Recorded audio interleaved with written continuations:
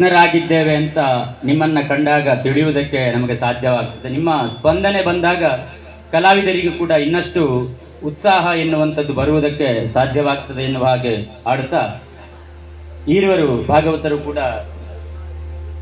ಸುಧನ್ವಾರ್ಜುನದ ಸಂವಾದದ ಹಾಡಿಗೆ ಧ್ವನಿಗೂಡಿಸಿದವರಿದ್ದಾರೆ.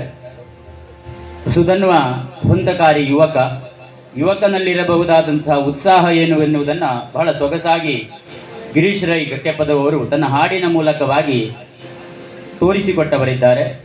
ಸಾಧಾರಣ 75 ವರ್ಷದ ಅರ್ಜುನ ತಾನು ಯಾವ ರೀತಿಯಾಗಿ ಅನುಭವವನ್ನು ಹೊಂದಿಕೊಂಡಿದ್ದಾನೆ ಎನ್ನುವುದನ್ನು ಹುಡುಗನಿಗೆ ಯಾವ ರೀತಿಯಾಗಿ ನೀತಿ ಮಾತುಗಳನ್ನು ಹೇಳಬೇಕು ಎನ್ನುವುದನ್ನು ಹಾಡಿನ ಮೂಲಕವಾಗಿಯೇ ಮಹೇಶ್ ಕನ್ಯಾಡಿಯವರು ತೋರಿಸಿಕೊಟ್ಟವರಿದ್ದಾರೆ. ಈವರೆಗೂ ಕೂಡ ಕೃತಜ್ಞತೆಗಳನ್ನು ಸಲ್ಲಿಸುತ್ತಾ ಮುಂದಕ್ಕೆ ಯಕ್ಷಗಾನದಲ್ಲಿ ಬಹಳ ಪ್ರಸಿದ್ಧವಾಗಿ ಪ್ರಯೋಗವಾಗಬಹುದಾದಂತಹ ರಸ ಶೃಂಗಾರ ರಸ. ಹಣ್ಣುಗಳಲ್ಲಿ ಮಾವಿನ ಹಣ್ಣು ಎನ್ನುವಂಥದ್ದು ಎಷ್ಟು ನಮಗೆ ಇಷ್ಟವಾಗುತ್ತದೋ ಹಾಗೆ ರಸಗಳ ರಾಜ ಯಾರು ಅಂತ ಕೇಳಿದರೆ ಅದು ಶೃಂಗಾರವಂತ. ಹಾಗೆ ಆ ಶೃಂಗಾರ ರಸದ ಹಾಡುವನ್ನು ಪ್ರಸ್ತುತಪಡಿಸುವುದಕ್ಕಿದ್ದಾರೆ. ಶ್ರೋತೃಗಳೇ, ನಾವು ಗಮನಿಸಬೇಕಾದ್ದು ಯಾವುದು ಅಂತ ಕೇಳಿದರೆ,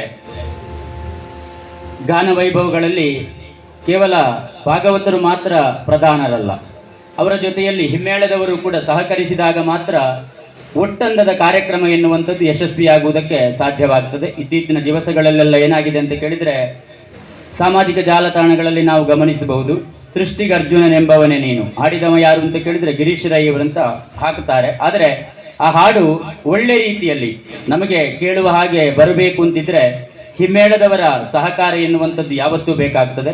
ಚೆಂಡೆಮದ್ದಳೆಯವರು ಭಾಗವತನ ಮನೋಧರ್ಮಕ್ಕೆ ಅನುಗುಣವಾಗಿ ನುಡಿಸಿದಾಗ ಮಾತ್ರ ಆ ಹಾಡು ಬಹಳ ಸೊಗಸಾಗಿ ಹೊರಬರುವುದಕ್ಕೆ ಸಾಧ್ಯವಾಗ್ತದೆ.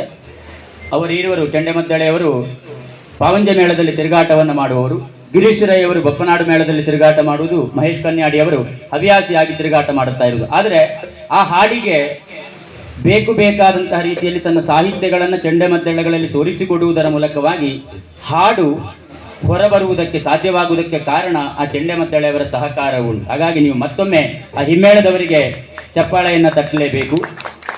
ಅವರಿಗೂ ಕೂಡ ಪ್ರಾಧಾನ್ಯತೆಯನ್ನು ಕೊಡೋಣ. ಹಿಮ್ಮೇಳದವರನ್ನು ಕಲಾವಿದರನ್ನು ಕೂಡ ಅವರು ಕೂಡ ಕಲಾವಿದರು, ಅವರನ್ನು ಗುರುತಿಸುವ ಕಾರ್ಯವನ್ನು ನಾವು ಮಾಡೋಣ ಎನ್ನುವ ಹಾಗೆ ಆಶಿಸುತ್ತಾ ಕಾರ್ಯಕ್ರಮವನ್ನು ಮುಂದುವರಿಸ್ತಾ ಇದ್ದೇವೆ. ಮುಂದಕ್ಕೆ ಗಿರೀಶ್ ರೈ ಕಕ್ಕೆಪದವರು ಅಮೃತ ಸೋಮೇಶ್ವರಿಂದ ರಚಿಸಲ್ಪಟ್ಟಂತಹ ಮಹಾಕಲಿ ಮಗಧೇಂದ್ರ ಪ್ರಸಂಗದಿಂದ ಆಯ್ದಂತಹ ಕೂಡಿ ಪಾಡುವ ಬನ್ನಿರೆ ಎನ್ನುವಂತಹ ಹಾಡಿಗೆ ಧ್ವನಿಯಾಗುವುದಕ್ಕಿದ್ದಾರೆ.